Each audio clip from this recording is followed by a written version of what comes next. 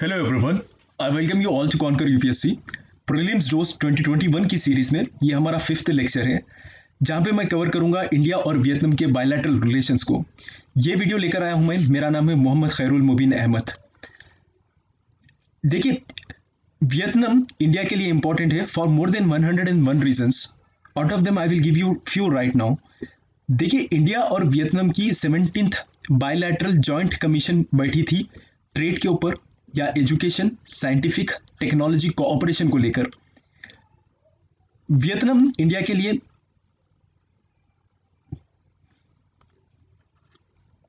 आइए अब देखते हैं importance of Vietnam for India. आपको पता ही होगा 1991 में एलपीजी रिफॉर्म्स आए थे। उस समय हमारे प्राइम मिनिस्टर थे पीवी नरसिम्हा राव। इसके बाद में पीवी नरसिम्हा राव ने कहा था अभी देखिए लुक ईस्ट पॉलिसी भी लेकर आना है, यानी अभी तक बहुत हम यूएस या यूएसएसआर से रिलेशंस बनाकर रखे थे, लेकिन अब यह समय आ गया है कि साउथ ईस्ट एशियन नेशंस को भी हम ट्रेड पार्टनर्स बनाएं। तो इसीलिए लुक ईस्ट पॉलिसी, अब इंडिया को ईस्ट की तरफ देखना होगा। लेकिन 2014 में जब नरेंद्र मोदी प्राइम मिनिस्टर बने थे इंडिया के, तब इन्होंने लुक ईस्ट पॉलिसी को चेंज कर बोला अभी तक बहुत ज़्यादा देख लिए हैं ईस्ट की तरफ, अब एक्ट करने का समय आ गया है। तभी से लेकर वियतनाम इंडिया का कोर पार्टनर बना हुआ है और आपको पता ही होगा एशियन का मेंबर भी है वियतनाम, और एशियन हमारे लिए बहुत ज़्यादा इंपॉर्टेंट है। एशियन के बारे में दो तीन चीज़ें बता देता हूं मैं आपको, फिर बाद में कॉन्टेक्स्ट की तरफ आएंगे। 1967 में एशियन बनाया गया था।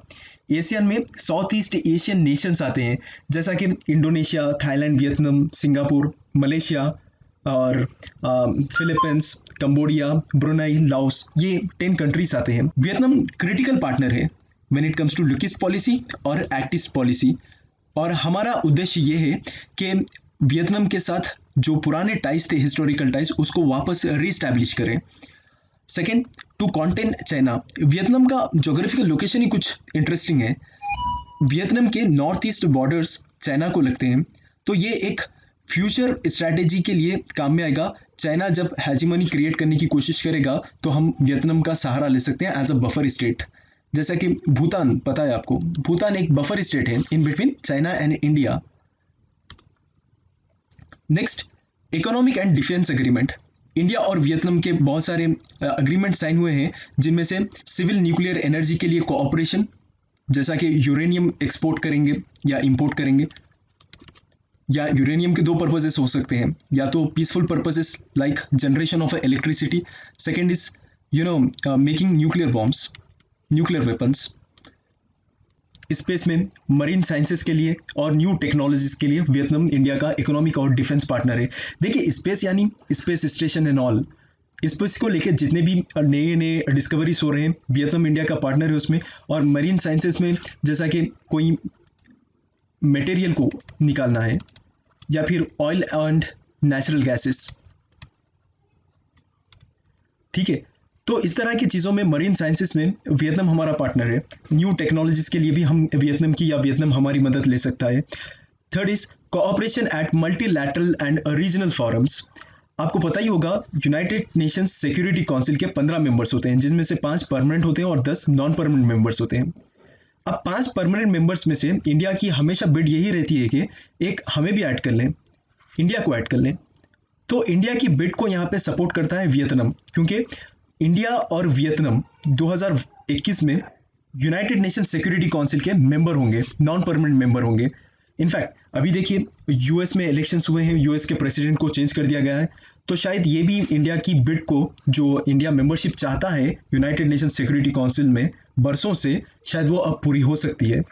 Next is Indo Pacific ocean initiative.